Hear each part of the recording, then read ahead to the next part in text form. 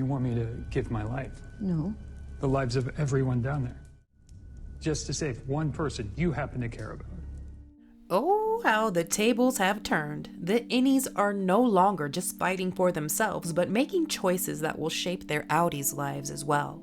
But these decisions, they don't come easy. They come at a moral cost. In the end, someone will have to suffer.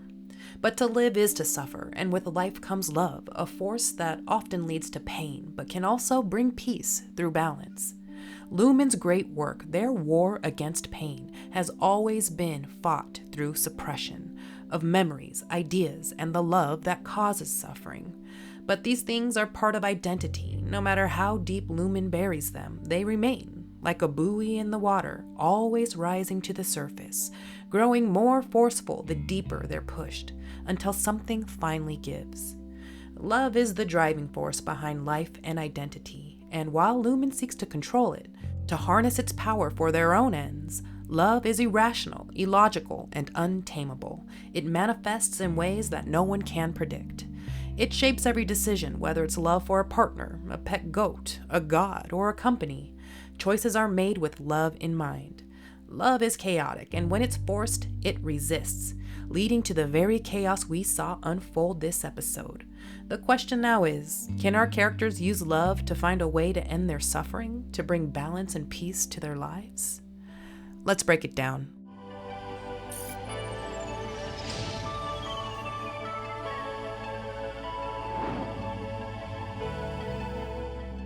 Okay, let's start with the new painting on the severed floor, The Exalted Victory of Cold Harbor. Lumon sure does love its paintings, each one commemorating a significant moment in the Egan religion. A lot of the most famous art throughout history draws inspiration from religious belief. Lumon's painting is reminiscent of the Last Supper, with Mark at the center like a savior, surrounded by Kier's children. The painting places him at Woe's Hollow, symbolizing his journey, like Kier, into the cave of his mind, taming the tempers through MDR files, all under the Egan's watchful eye. In the UUR, Ricken explores how religion shapes identity, with art revealing the influence of those beliefs in a way that words alone can't capture. In this segment, I will examine how the intricacies of religion, and its refraction through the cracked prism of art, play into one's identity. Okay, I gotta keep it real. I'm still a little confused about all the meaning and symbolism of this Cold Harbor painting. But one thing is for certain, it's meant to shape Mark's identity as a savior, the one who will complete Kier's great work and save the world. What you are is the keeper of an ethos, in which I do believe will one day save this world. Kier's life was shaped by trauma, pain, and suffering. And as we talked about last episode, he was sickly as a child, almost dying due to genetic disease.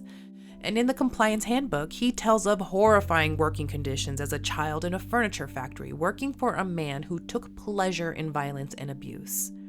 There have also been clues in the series about Kier Egan's past as a war medic, and written on a statue of him in town it states, "I dug inside of soldiers and within them found the war." He saw the worst that humanity had to offer, first in that factory and then in the war. Maybe his dream started off with good intentions to cure people of human suffering. But suffering isn't a disease, it's part of the essence of life, and at that core of that essence is love. As Kier said in the Compliance Handbook, "Alas, what moral can be derived from such tales? For me, it was that a man of the temperament of Mr. Edgar Willett had scarce ability to access his workforce's most powerful asset, their love." Kier seemed to understand that love is the driving force behind all human struggle, but love also leads to peace. It's a delicate balance between the suffering and the comfort, but if you want to control suffering, you have to control love. Another passage from the handbook reads, "Service is work combined with love, but a man who has tamed his tempers, who has brought them into balance with each other, finds on the other side of the struggle a holy sense of quiet. This quiet could be called peace, but I see as love. This love, truer than any other, is the promised result of your service to me. It is what I can give to you, or rather what you can attain yourself through a life of service to me." In Ricken's musings about God, religion, art, and identity, he discusses the 1514 painting, Sacred and Profane Love. Drawing inspiration from Titian's 1514 painting Sacred and Profane Love. This painting reflects the influence of ancient Roman religious views on love, embodied by the gods Venus and Cupid. It portrays two types of love: the sacred, symbolized by Venus in white, pure and spiritual, like the devotion Lumon expects towards Kier, and the profane, represented by Venus in red, earthly love, akin to Mark's feelings for Émile and Jame. This duality mirrors the severed person's identity, the Innie bound to follow Kier's path, and the Outtie free to love as they choose. Between the two Venuses, water flows, connecting the sacred and the profane, illustrating their shared essence and how, like the fluidity of water, love can shift, transform, and flow between Innie and Outtie, sacred and profane, the delicate balance between suffering and peace. And as we all know, throughout the series, Lumon has been symbolized by water. They are trying to control the flow between the sacred and profane, allowing only love for Kier. French philosopher Émile Durkheim's Sacred-Profane dichotomy suggests that societies create this divide between the sacred and the profane to shape a collective identity through religion. It's a social construct designed to unify people under shared beliefs. However, famous Swiss psychiatrist Carl Jung, on the other hand, he believed that these themes tied to the sacred or religious are part of human nature. Across cultures, stories like the hero's journey, creation myths, and tragic love are all shared because these themes naturally exist within us and are rooted in what he calls the collective unconscious. Societies and Lumon, they use religion to shape how these universal themes manifest, reinforcing a collective identity by channeling innate human instincts into structured belief systems. And thou in each swing of your axe or swipe of your pen the sum of your affections, that through me they may be purified and returned. No higher purpose may be found than this, nor any higher love. Love defies logic. It strikes deep, bringing to surface even repressed unconscious desires. Caravaggio's painting, Love Conquers All, reinforces this, showing Cupid trampling over intellect, illustrating how far people will go, ignoring all common sense or wisdom, even religious indoctrination, all in the name of love. We've seen this play out with Irving abandoning his sacred love for Kier the second he meets Bert, and in Dylan willing to do whatever Milchek wants just to feel a sliver of love from Gretchen. And now both Innie and Outtie Mark, ignoring every consequence, driven purely by their love for Jame and Émile. The severance chip isn't only about taming tempers, it's about removing the ideas and memories of love that make people do crazy shit. Starting with a blank slate and using religion and their innate need for love against them for control. But Lumon's process doesn't actually remove or erase these memories, it just buries them. Carl Jung used the visible light spectrum as an analogy for the psyche, comparing red and blue. Red, like the profane, represents primal instincts and earthly experiences. Blue, like the sacred, symbolizes higher reasoning and spiritual ideas. Jung believed real balance comes from integrating both, instinct and logic, sacred and profane, Innie and Outtie. Suppressing one only builds pressure until it eventually erupts.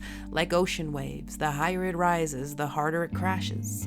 To truly tame your tempers, true personal growth, what Jung called individuation, comes from embracing all parts of the self. Only then can you find peace, like the stillness of a calm lake.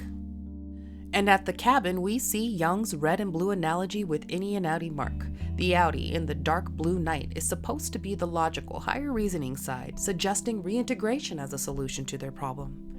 And the Innie in the red glow of the fire, reacting based on raw emotion. And then there's the videotape. Outtie Mark appears in both blue and red, a visual metaphor for how he exists inside the Innie's mind at that moment, and a reminder that he too is both logical and emotional.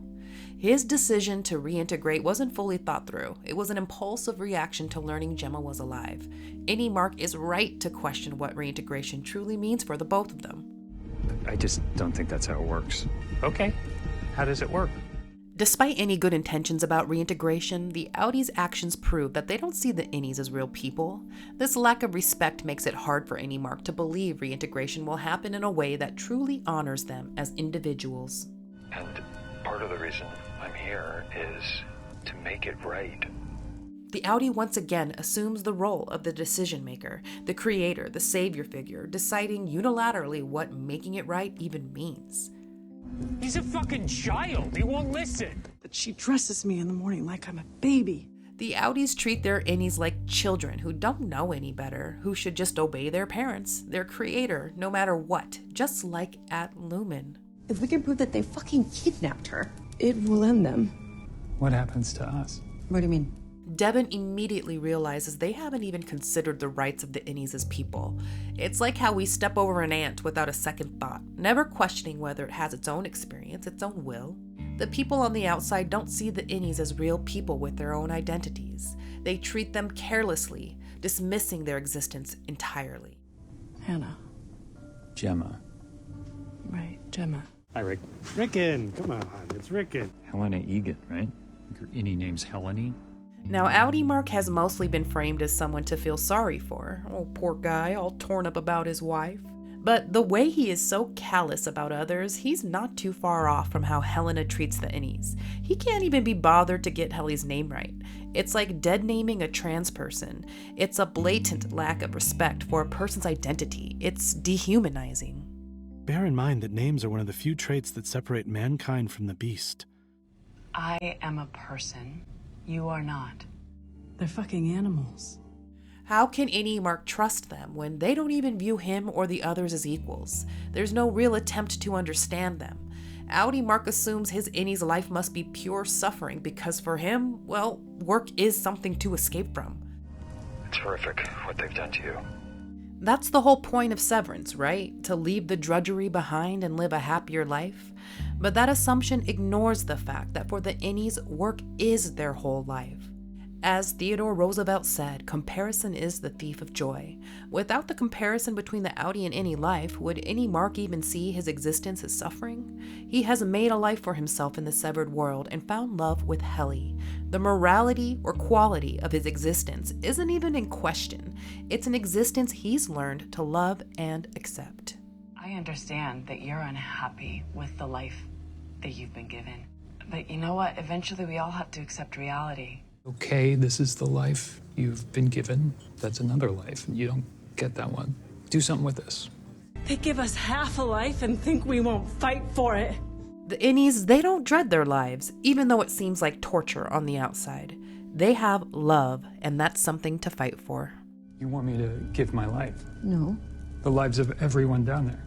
No, it's not that simple. Just to save one person you happen to care about. It's a version of the Trolley Problem, a classic ethical thought experiment that forces you to consider moral responsibility, choice, and the value of individual lives. Imagine there's a runaway trolley heading towards 5 people on the tracks, and you have the control to divert it to another track, where one person will die instead. So what do? Do you do nothing and let 5 people die, or pull the lever and take responsibility for the death of one? Should you even be the one to decide who lives and who dies? It challenges us to think about what makes a moral choice and whether there's even a right answer. For Innie Mark, the dilemma is even more complicated. Not only is his own life at risk, he personally knows the people who would cease to exist, making the decision even harder. This ties into dual process theory, 2 ways that humans make moral choices. The first is fast, emotional, and unconscious, based on gut feeling. The second is slower, more deliberate, and conscious, involving deeper reasoning and abstract thinking. It's a lot like Jung's red versus blue, emotional versus logic, sacred versus profane. Innie Mark is red. His automatic emotional judgment is to save his own life, the life he has with Helly. There'll be no honeymoon ending for you and Heliar. She's an Egan. In the Compliance Handbook, Kier Egan writes, "Neither Romeo nor Juliet experienced, in my view, a love as pure or as sacred as that Shakespeare himself likely enjoyed with his publishers. Romantic love may burn with a more luminous flame, but it is gone far more quickly than corporate affection, which persists even through generations." This perfectly sums up Kier's worldview. Romantic love is fleeting, but loyalty to Lumon, that shit is eternal. For an Egan, love isn't meant for another person, it's meant for the company. There he is. He said some cryptic shit about the fire of Kier being Helle was the one to spark the Macrodat uprising. She showed no fear in her defiance to Lumon, even going so far as to hang herself, willing to do whatever it takes to impose her will. That fierceness, and dare I say even cruelty, is the spirit of Kier in her blood. She's an Egan by nature, and it's part of her identity. In Romeo and Juliet, there's a famous quote, "What's in a name? That which we call a rose by any other name would smell as sweet."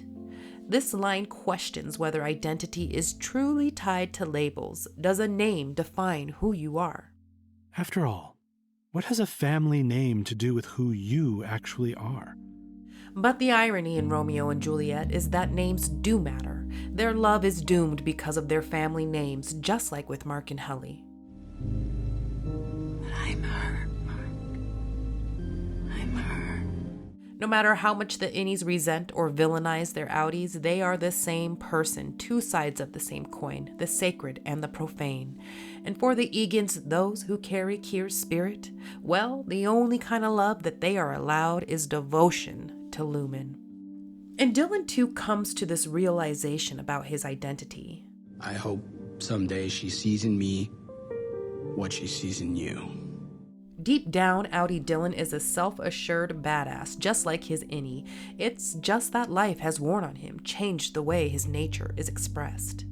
Both Dylan and Helle are learning to embrace the duality of themselves, good and bad. They are who they are. Studies show that first names tend to be particular to individuals, whereas surnames are tied to the family. Thus, a first name is the far more instructive indicator of your you. Your first name is yours, to make of it what you wish, unladen by the sins and agonies of generations past. And in that there is power, dear reader. Ricken reminds us that individuality and identity is a power that Helle and Dylan can reclaim. And love is their most powerful asset. This time it's not for Kier's work. Instead, it fuels their fight to preserve identity, to finally take control of their own lives. Outtie Mark realizes the hypocrisy in trying to control the Innies' lives, so he relinquishes control, returns to work, and places their fate in his Innies' hands. But now, just like his Outtie, Innie Mark is making a choice for all of Gemma's severed personalities without their input or consideration for their desires. Every file you've completed is a new consciousness for her. A new Innie. I've completed 24 files. Would all the Gemmas feel similar to him, that the lives they were given are still worth fighting for? If he doesn't save Gemma, then Lumon will continue to create new Innies, kidnap more people, and create more lives destined for enslavement. It's a fucked up tangled web, and no matter which way you look at it, someone will suffer. At least you'll have a chance at living. Yeah, but I want to live with you. It's like we explored in episode 7, Chikhai Bardo. In Buddhist belief, life is suffering, and the suffering is caused by clinging to identity, to the earthly or profane. Innie Mark helps save Gemma, but he clings to his love for Helle, and when faced with the choice of never being with her again, he chooses to stay at Lumon. The way Innie Mark sees it, he dies either way. At least this way, he has a chance to live a little bit longer with the woman he loves. Okay, so we gotta talk about the celebration event. Lumon pulled out all the stops for Mark's achievement. Enter choreography and merriment, a full-blown marching band department. At first, it feels absurd just for the sake of it, but then it hit me. This is exactly like real-life corporate culture. Now, I've shared before that I too used to be a cog in the machine, working at a multi-billion-dollar company that threw elaborate events just like this. Catered food, pom-poms, raffle prizes, and even celebrity appearances. And get this, at our partner sites in the Philippines, they put on massive dance performances. And yes, I've seen drumlines too, at corporate. Not as theatrical as Lumon's, but same idea. Even Milchek and Kier's awkward scripted comedy routine mirrors real-life CEOs desperately trying and failing to appear relatable on stage. It's all designed to be infectious, like a pep rally, rallying everyone behind the home team. And just like Lumon's paintings, these celebrations serve a purpose, to shape identity, to wrap your entire sense of self in the company, making you one with the team. But when you realize how much time and money goes into these events, yet you barely get a 2% raise, or worse, told profits weren't high enough to warrant one, it's hard not to see through the bullshit. Who is this all really for, if not for the company's leaders? I mean, look at the whole card stunt that they did with Mark's picture and the 100%. It was displayed up to the ceiling, not even something Mark or Helly could see or enjoy. It felt very reminiscent of North Korea's Arirang mass games from the early 2000s. Huge, coordinated performances designed to showcase national unity, reinforcing a collective identity, while glorifying the greatness of the DPRK and their great leader.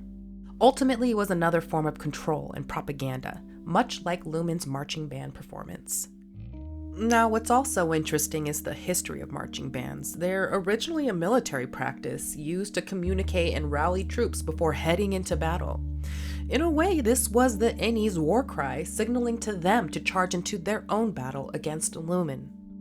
I'll tell you guys a little secret. I too was a band nerd a long time ago in high school. One time at band camp? Shout out to my mellophone and French horn players out there. So I gotta be honest, I loved watching them perform. And listen, I'm always here for a Milchek dance party. He was vibin'. He's like Dick Van Dyke in Mary Poppins, a one-man show, and despite all the ways Lumon has disrespected and dehumanized him, he still gives the performance of a lifetime. In a way, I think that dance number is a reflection of who he really is, despite the performance being art meant to further shape his religious identity as a follower of Kier. The way he throws himself into it feels like a glimpse of his true self, his individuality shining through with the way he grooves. Now, I'm a little surprised Milchek went full heel, like a WWE wrestler. The way Helly tricked him into the bathroom and locked him in was almost cartoonish, but it draws an interesting parallel to the season 1 finale, where Milchek was trying to break through the locked security door. Once again, it's Dylan who blocks him, and just like before, Milchek doesn't get through in time to stop the Innies' plan. And let's not forget about the whole stand-up comedy routine. It was peak early 2000s insult comedy, reminding me of Jeff Dunham and his stupid puppets. My, you're verbose. Good thing you didn't write the first appendix. It would have burst. Using the Kier animatronic to roast Milchek, well, it's supposed to be all in good fun, but he has already been tormented about his vocabulary, and the way he reacts makes it seem like this particular jab was unscripted. It feels mean, yet another purposeful microaggression to put Milchek in his place. But he quickly puts a smile right back on his face and goes full into his work persona.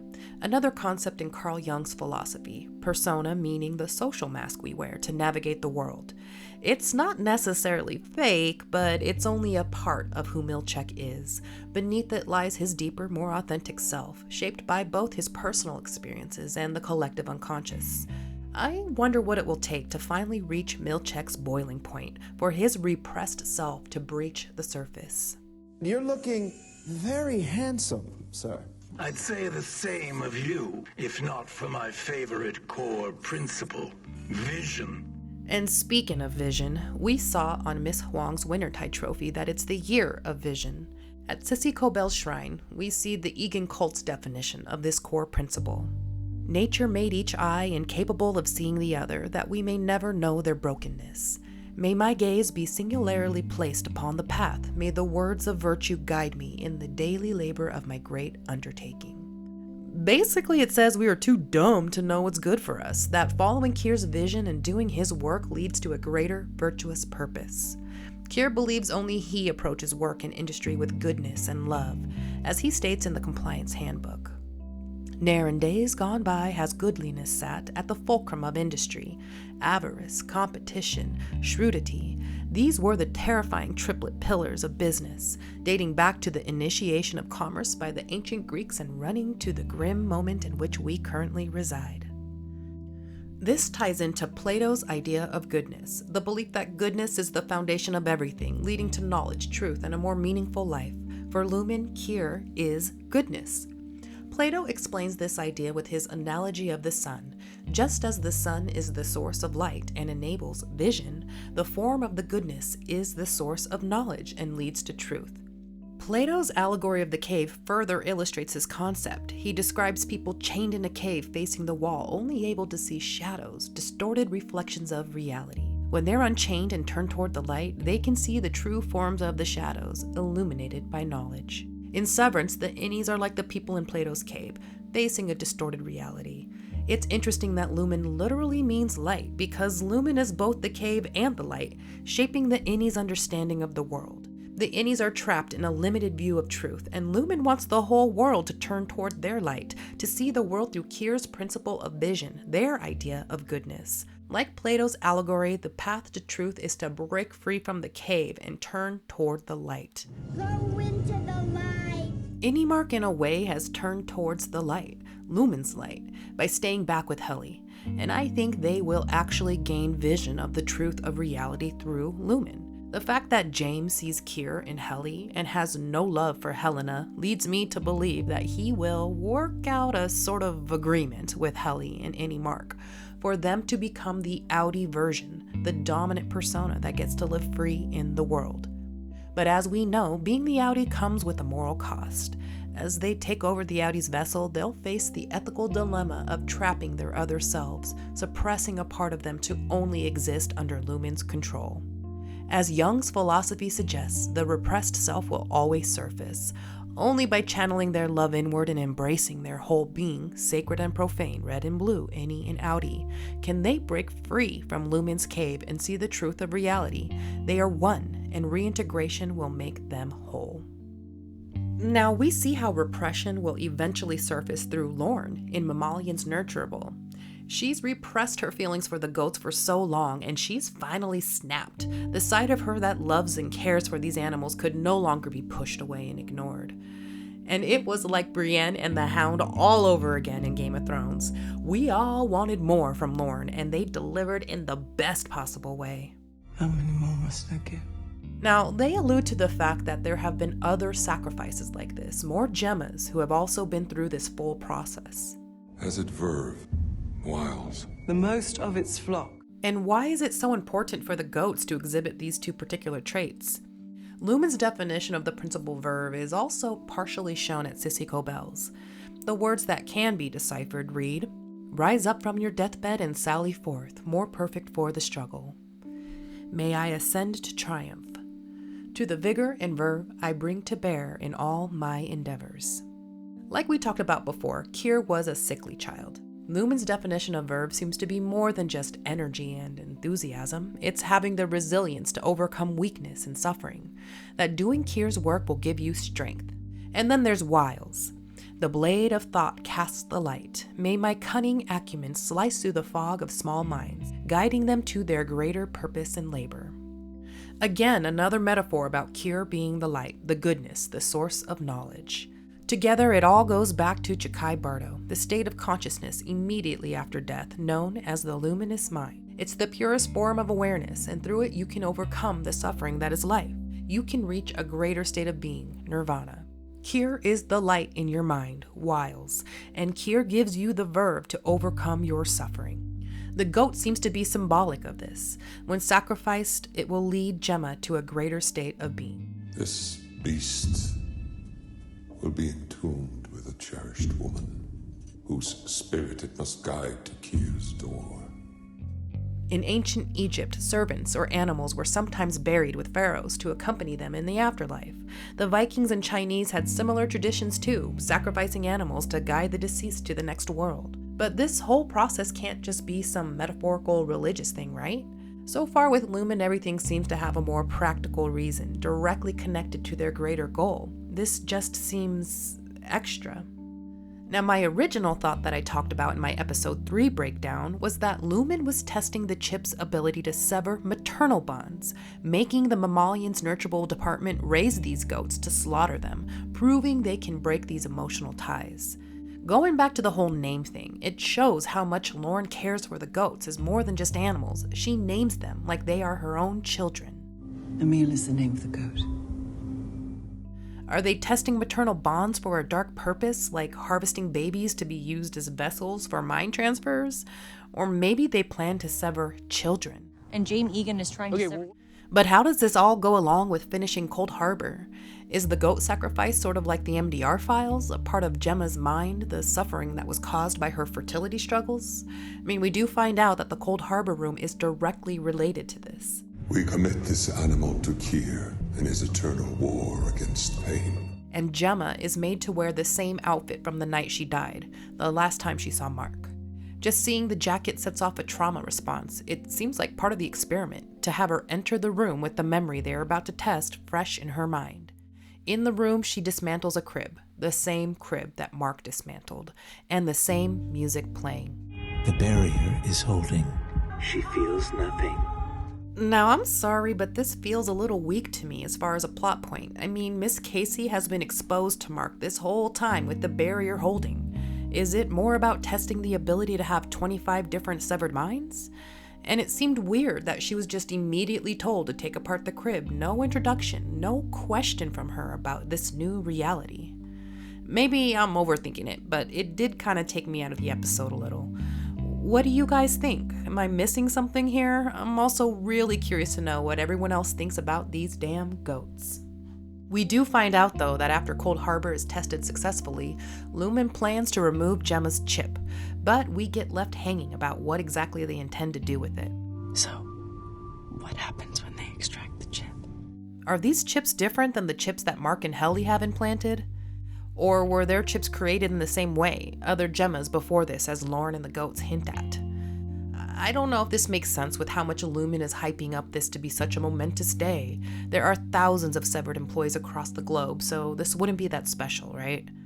This chip seems different, perhaps to be used in Jame Egan's revolving, the chip that can transfer his consciousness into another body. You'll kill them all! Is it possible Dr. Maurer means the Egans, not the other Innies? It could all be connected to the fact that Jame has sired a bunch of other people in hopes they have the spirit of Kier, that they need a vessel with Kier's spirit to transfer past Egan CEOs. Okay, I know I'm getting a little out there with the theories, but it's fun to speculate. This is one of the biggest unanswered questions for me. What the fuck is Jame really up to?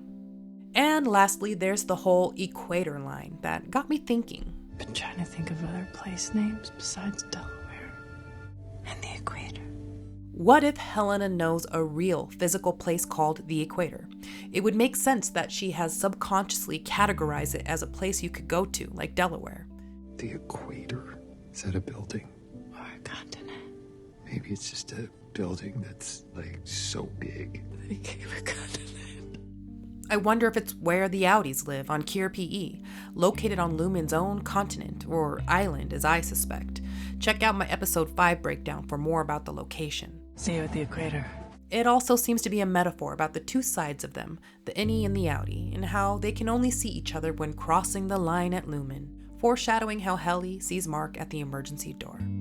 Okay, now for some final thoughts. We can't go without at least mentioning the way Drummond goes out. Damn, that was hectic.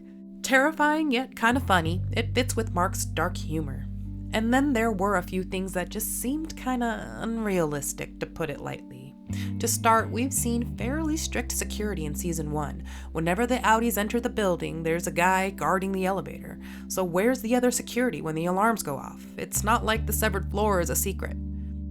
And we also saw before how the Twinnies were able to see and hear through the MDR computers. Why weren't they around to continue to monitor Mark and Helly, and it was just left to Dr. Maurer's dumbass, who wasn't even paying attention to anything but the percentages going up? You would think he would have heard Mark and Helly's plan to get Gemma. So much happened, but kind of not really as well. I mean, what about Irving? Will he be back next season? We still also have no reveals about the other severance controls like Beehive and Clean Slate. Will Ragabi and reintegration be a major storyline again? What about Ricken? I thought he'd play a much bigger role. And why can't I get that damn Kier Chosen One Kier song out of my head? Alright, well that's all I got, guys. Thank you so much for watching. Make sure you leave a comment below letting me know all your thoughts. As always, if you liked this video, please consider hitting the like button and be sure to subscribe for more breakdowns. Special shout out goes to my channel member. You too can get a member shout out by hitting that join button today. Your support helps keep this channel going. Until next time, toodles.